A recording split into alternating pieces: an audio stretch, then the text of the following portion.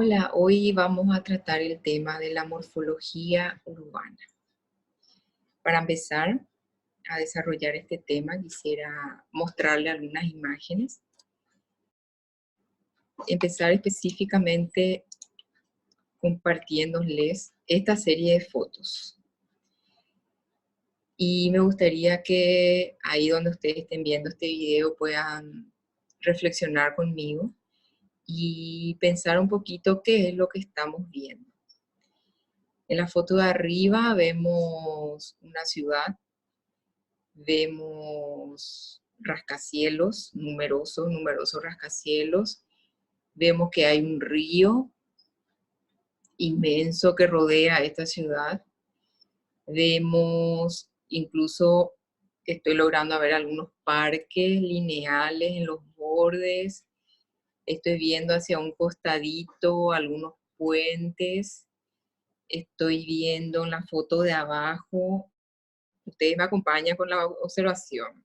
Abajo estoy viendo un lugar emblemático, famosísimo, con muchísimas personas, donde hay un uso de suelo, se nota bastante intenso, mucha gente, muchos comercios, muchos edificios.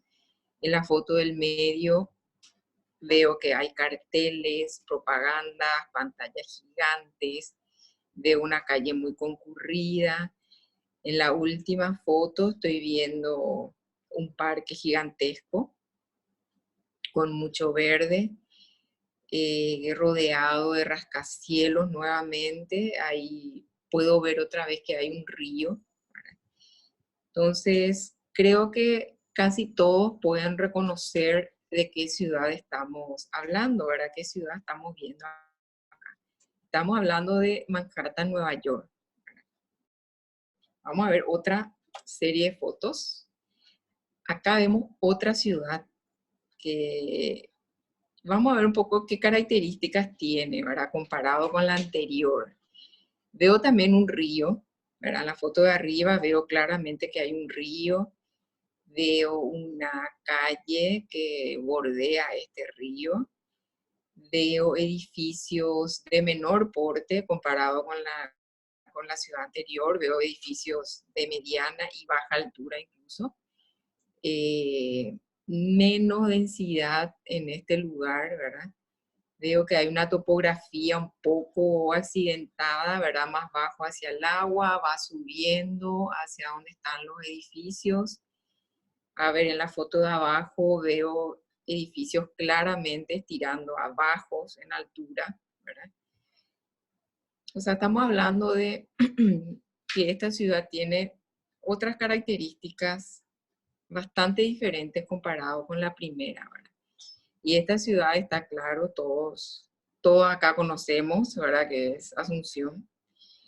Y quería iniciar esta clase con estas dos imágenes, tanto de Manhattan como de Asunción, para poder hablar un poquito, introducir a lo que es la morfología urbana.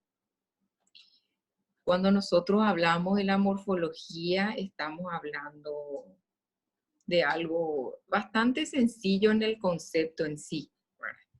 Primero vamos a desglosar lo que es esta palabra para después ir al concepto real de qué es la morfología urbana. Para hacer referencia nada más a al nombre del tema, ¿verdad? Vamos a mirar un poquito esta palabra morfología. Estamos hablando de la morfo, que significa forma, ¿verdad? Logía, que es un estudio, ¿verdad? O sea, que el estudio de las formas. Y urbana, está claro. Urbano, hablamos del principio del semestre, que lo urbano tiene que ver con la ciudad. O sea, que estamos hablando de la forma de la ciudad. Pero eso es simplemente para entender por qué se lo llama así a este estudio, ¿verdad? Porque ahora vamos a ver realmente cuál es el concepto de la morfología urbana. Y vamos a ver dos conceptos, uno por Alberto Levi, en donde dice que la morfología proporciona la imagen visual de la ciudad. Nosotros no podemos ver ni percibir algo que no está construido, que no es algo, que no está concretizado, que no es algo físico, constituye la sustancia física, el continente, que manifiesta la sustancia social, que es el contenido, a través del tiempo. O sea que es todo ese continente que está conteniendo, valga la redundancia del término, el contenido, ¿verdad? Es todo eso físico que está guardando en sí innumerables significados, innumerables contenidos que tiene que ver justamente con la parte social, ¿verdad? Y a través del tiempo, claro, porque a lo largo del tiempo se van dando diferentes tipos de manifestaciones y que van quedando como huellas en la ciudad. Y por otro lado tenemos el concepto de Zárate Martí, que dice que la morfología es el lenguaje espacial a través del cual se manifiesta el contenido. Ambos conceptos son bastante claros y bastante entendibles, ¿verdad? Porque Zárate Martí dice que es un lenguaje, ¿verdad? Sabemos que toda la arquitectura en sí es un lenguaje y todo lo que está hecho por el hombre es un lenguaje, una forma de manifestar, de manifestarse esa sociedad, ¿verdad? Y a través del cual se manifiesta el contenido. ¿Y cuál es el contenido? El contenido es justamente todo lo que tiene que ver con lo social, con esas costumbres, con esas creencias, con esa historia que tiene esa sociedad, ¿verdad? Entonces, para poder analizar lo que es la morfología urbana, vamos a ver que tiene tres componentes. Estos tres componentes son el entorno natural, la construcción urbana y los usos de suelo. Vamos a ir analizando uno a uno, vamos a ir desglosando cada uno de ellos. Dentro del entorno natural, bueno, primero hablemos de qué es el entorno natural. El entorno natural hace referencia a todas las condiciones naturales de ese espacio físico donde está asentada la ciudad, sobre la cual se va construyendo la ciudad. Y hay dos aspectos aquí importantes que tienen que ver con el emplazamiento y con la situación. Pues puse ya ahí entre paréntesis, después vamos a tocar el plano, pero ya quería mencionar acá porque para evitar confusiones, pues ustedes en el material que les proveemos en la cátedra, van a ver que va hablando del entorno natural y después ya aparece el plano. Pero esto vamos a dejar para última instancia, para desarrollarlo, ¿sí? Vamos a hablar por ahora del emplazamiento y de la situación. Entonces, le estaba diciendo que todo lo que tiene que ver con las condiciones naturales y físicas del lugar donde la ciudad está asentada tiene que ver con el entorno natural. Pero hay dos aspectos en este sentido que podemos analizar. Por un lado, el emplazamiento, que tiene que ver con ese lugar concreto y material donde está asentada la ciudad. Todos esos aspectos físicos, naturales, ya sean topografía, vegetación, hidrografía, clima, todo eso tiene que ver con el emplazamiento. Cuando vimos estas dos primeras ciudades al comienzo de la clase, no sé si se dieron cuenta que yo mencioné, porque era algo demasiado visible, ¿verdad? El río, ¿verdad? Cuando mencionamos el río, estamos hablando claramente de que el emplazamiento de esa ciudad está al costado de un río, ¿verdad? La topografía, en el caso de Asunción, ¿verdad? Que tiene una topografía más bien accidentada, ¿verdad? Todas esas cuestiones físicas tienen que ver con el emplazamiento. Sin embargo, cuando hablamos de la situación, estamos hablando del contexto regional. ¿Qué significa eso? Significa la posición de la ciudad con relación a su entorno regional. Pueden ser las comunicaciones que tienen con otras ciudades, puede referirse a la estrategia por la cual la ciudad se eligió asentarse en ese lugar, quizás para poder tener acceso a ciertos mercados, quizás para poder comunicarse fácilmente con otras ciudades, quizás pudieron haber diferentes motivos, ¿verdad? En ambos casos, tanto el emplazamiento como la situación, podemos ver que en el momento de la fundación de la ciudad se tuvo muy en cuenta seguramente estos dos aspectos, ¿verdad? Quizá eligieron Asunción porque, o sea, fundarlo ahí, quizás porque estaba sobre estas 7 colinas con una altura, ¿verdad?, que sobresalía del resto del territorio, quizá puede ser por eso habla del emplazamiento. Y lo habrán fundado también ahí Asunción, esto es historia simplemente, ¿verdad?, para poder ser esa madre de ciudades, por la facilidad de acceso, de salida, de llegada, de conectarse con otros territorios para poder fundar otras ciudades, ¿verdad? Y todo eso hace relación a la situación. En una ciudad entonces podemos ver su entorno natural en cuanto a estos dos aspectos, ¿verdad?, el emplazamiento y la situación. Vamos a seguir con la construcción urbana. La construcción urbana es otro de los componentes de la morfología urbana y su nombre es bastante también elocuente, ¿verdad? La construcción urbana, es decir, lo que nosotros los hombres ya vamos construyendo en ese lugar, ¿verdad?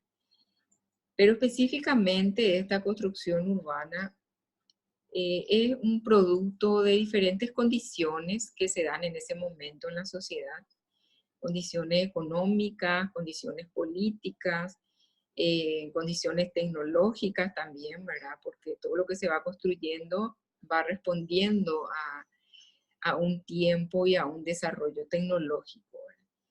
Y en la construcción urbana vamos a ver dos aspectos importantes en el estudio de la morfología, que son el entramado y las características de la construcción. Vamos a hablar de ambos, así como hicimos en el entorno natural también. Cuando hablamos nosotros del entramado, estamos hablando de cómo la ciudad se sitúa, se ubica dentro de la ciudad. Hay diferentes formas en que puede ubicarse un edificio en la ciudad. Y eso es específicamente el entramado. Puede ser abierto, puede ser cerrado, pueden haber diferentes combinaciones, también abierto, cerrado, cerrado, abierto, ¿verdad? Hay un desglose de eso en el material al que pueden recurrir para poder profundizar un poquito más en estas variaciones, ¿verdad? Y por otro lado tenemos las características de la construcción que tienen que ver con las tipologías edilicias. Ahí están mencionadas, por ejemplo, la tradicional, la individual, edificación en altura, edificación precaria, viviendas móviles, edificación modular. Y cuando vimos Manhattan y cuando vimos Asunción, yo por lo menos pude percibir, bueno, Manhattan y ya vi directo, a rascacielos, o sea, tiene una tipología que le caracteriza también, ¿verdad? Y sin embargo, acá en Asunción no era tan predominante, digamos, ese elemento, ¿verdad? Entonces, les quiero mostrar un poquito los entramados. A ver, acá está. Los entramados. Habían entramado abierto y entramado cerrado. Cuando hablábamos del entramado abierto, hablamos de que las edificaciones están situadas en la ciudad de forma aislada, o en todo caso adosados uno con otro, dejando un espacio en los otros costados, ¿verdad? Y acá vemos claramente un ejemplo de un entramado abierto, donde lo que está sombreado son los edificios y lo que quedan blancos son las áreas libres. Generalmente se dan en los modelos tipo ciudad-jardín. Y tenemos los entramados cerrados, donde volvemos a tener una división de cerrado en manzana y cerrado compacto. Cuando hablamos del entramado cerrado en manzana, vemos que todas las construcciones están ubicadas en el perímetro de la manzana, ¿verdad? Todos esos sombreados serían las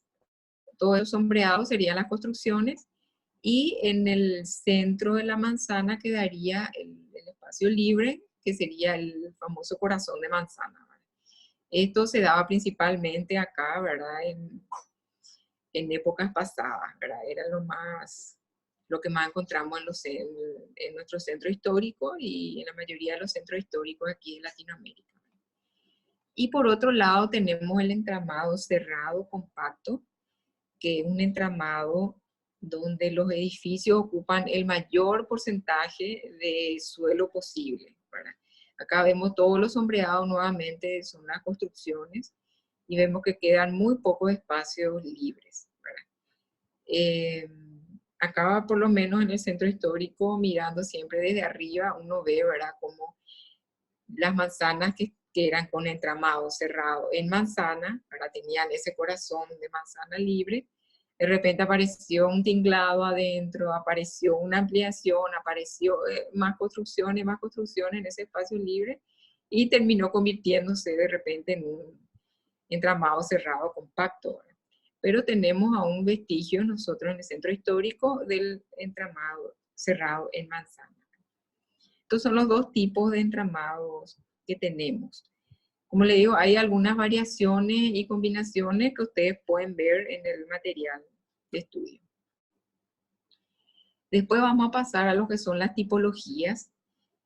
Acá simplemente por poner algunos ejemplos, le voy a mostrar rápidamente, ¿verdad? Por ejemplo, la edificación tradicional, ¿verdad?, que son más bien construcciones con técnicas utilizadas anteriormente en tiempos pasados, ¿verdad? Tenemos también la tipología individual. Son algunos ejemplitos nada más, ¿verdad? El desarrollo lo pueden ampliar en el material. Tenemos también edificación en altura, que es una de las tipologías. Características de la construcción o tipologías son sinónimos. Edificación en precario, ¿verdad?, donde vemos construcciones hechas con materiales reciclados, digamos, cartones, plásticos, lo que sea.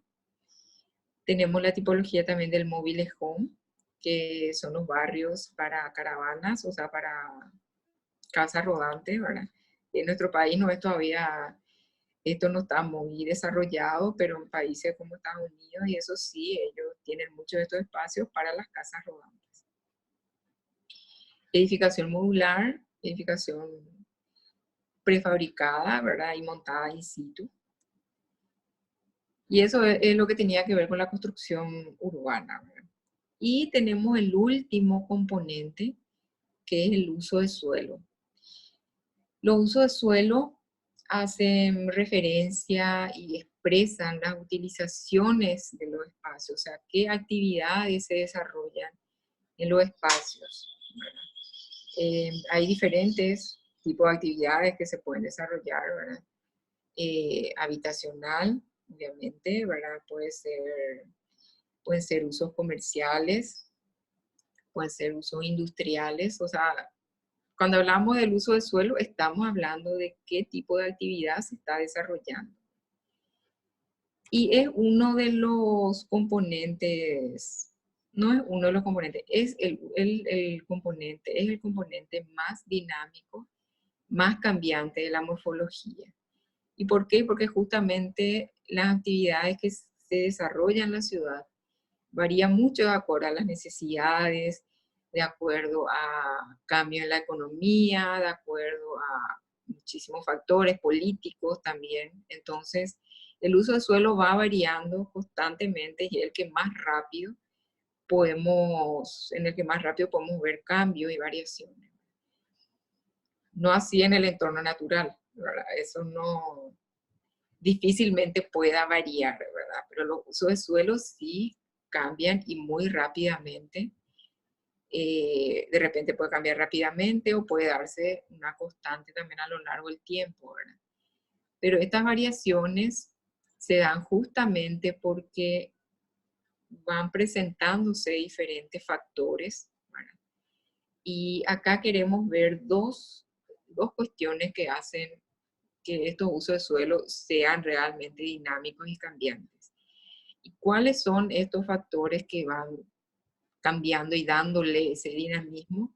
Y son estas fuerzas centrífugas y las fuerzas centrípetas. ¿A qué se refiere cuando estamos hablando de estas fuerzas? Estamos hablando de que hay algunos factores que atraen a un uso de suelo, a un lugar, y otros que hacen que salga ese uso de suelo de un lugar también, ¿verdad? ¿Qué puede ser cuál podría ser una fuerza centrífuga? Y justamente cuando hablamos de las fuerzas centrífugas, son fuerzas, como muestra el dibujo, que hacen salir al uso de suelo, o sea, que expulsa al uso de suelo. Y pueden ser diferentes cosas, pueden ser, por ejemplo, las elevadas rentas, alquileres muy altos, puede ser que hay un tráfico muy intenso, entonces eso ahuyenta a las personas al uso de ese lugar. Puede ser la falta de disponibilidad de suelos, puede ser el costo de los transportes, o sea, pueden ser muchísimos factores, ¿verdad? Siempre hablando de las fuerzas centrífugas, hablamos de fuerzas que repelen del centro que estamos analizando hacia afuera, hacia la periferia. Y cuando hablamos de las fuerzas centrípetas, estamos hablando de esos factores que atraen, que hacen que usos que estaban fuera del centro vengan al centro, ¿verdad? Y generalmente pueden ser, por supuesto, factores variables, ¿verdad? Pero se suele dar, por ejemplo, personas que aman vivir en las ciudades, en el centro, que aman estar cerca de todo, que quieren tener accesibilidad a todos los servicios, facilidad al trabajo, si es que vive ahí, por ejemplo, ¿verdad? O sea, innumerables factores pueden ser en ambos casos, ¿verdad? Pero lo claro es que las fuerzas centrífugas son aquellas que hacen salir los usos del centro y las centrípetas las que hacen que vengan esos usos al centro. Y por otro lado tenemos otro factor muy importante que tiene que ver con los usos, con las densidades. Las densidades también hacen que los usos de suelo, que la morfología se vea variada, ¿verdad? Cuando hablamos de las densidades, estamos hablando de la cantidad de personas en una unidad de medida de superficie. Por ejemplo, 100 personas en una hectárea, por decir simplemente un número, ¿verdad? Esto se ve mucho en los usos de suelo residenciales, por ejemplo, ¿verdad? Donde se admite hasta 500 personas por hectárea, ¿verdad? Y esto varía porque de acuerdo a la densidad que nosotros tenemos, obviamente se va a ver reflejado eso en formas diferentes, en tipologías diferentes, ¿verdad? Entonces esto hace variar mucho también la forma de la ciudad. Siguiendo, acá tengo una foto para mostrarles simplemente una diferencia entre la forma que tiene un área residencial, que tiene una expresión formal, y un uso comercial que tiene totalmente otra expresión formal, ¿verdad? Es simplemente a modo de mostrar esa diferencia que puse esta foto. Bueno, y como les dije cuando empezamos con el entorno natural, pasamos el estudio de los planos acá al final. Primero para poder aclarar, ¿verdad?, que el plano es un instrumento de estudio. El plano no es un componente de la morfología urbana, pero sí es un instrumento que nos puede ayudar a interpretar la ciudad. Hay diferentes tipos de planos. Los planos son representaciones, obviamente, bidimensionales, ¿verdad?, de superficies libres y construidas. Y hay diferentes tipos de planos y les quiero mostrar cuáles son. Por un lado tenemos los planos en cuadrícula o damero, los planos radiocéntricos y los planos orgánicos o irregulares. Cuando hablamos de los planos en cuadrícula o damero, vemos que tienen disposición, el ejemplo es Buenos Aires, Argentina. Vemos en este ejemplo que las calles están dispuestas en forma ortogonal, ¿verdad? Se cruzan entre sí con un ángulo recto. si bien pueden aparecer diagonales para poder acortar ciertos trayectos, pero predomina el uso de calles en corte ortogonal.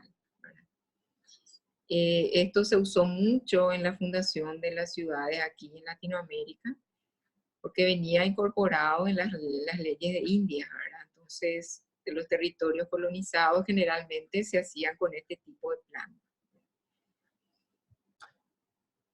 Tenemos otro tipo de plano que son los radiocéntricos. Acá tenemos un ejemplo de Moscú. Vemos que las calles tienen como foco, como dirección el centro. O sea, hay un énfasis fuertísimo en el centro. Las calles entran y salen desde ahí y después se van dando, por supuesto, calles que van circunvalando estos centros en forma de anillos. Eran muy utilizados en la Edad Media principalmente. Vemos el siguiente ejemplo de un plano orgánico o irregular. Acá tenemos un ejemplo de Toledo, España, donde vemos que los planos orgánicos irregulares son planos no tan preconcebidos muchas veces, ¿verdad? Se va dando de forma orgánica, se va dando muchas veces siguiendo el territorio, ¿verdad? Generalmente responden a características propias del lugar, ya sea por alguna topografía muy accidentada que tienen o por seguir algunos cauces hídricos, ¿verdad? Generalmente se va dando de esa forma. Son calles generalmente así, sinuosas, se presentan muchos callejones sin salidas, ¿verdad? Bueno, y para ir terminando, quería concluir. Generalmente cuando doy esta clase concluimos con los alumnos con esta última reflexión, ¿verdad? Que el paisaje de la ciudad, les voy a leer para que puedan captar bien esto, ¿verdad? El paisaje de la ciudad, ante todo producto social, es también resultado del entorno geográfico, entorno natural, muestra la huella del pasado histórico a través de las características de estilo, la construcción urbana, y de funciones, los usos de suelo, relacionadas con las distintas fases de crecimiento, y exterioriza las condiciones sociales, culturales, económicas, tecnológicas, valores simbólicos de naturaleza cambiante que han intervenido en su construcción. Con esto entonces quiero concluir este tema. Es un tema que es realmente muy interesante y les recomiendo recurrir a sus materiales para poder ampliar, para poder profundizar, y ante cualquier duda, consulta, ya saben que pueden contar con nosotros. Muchas gracias a todos y hasta la próxima.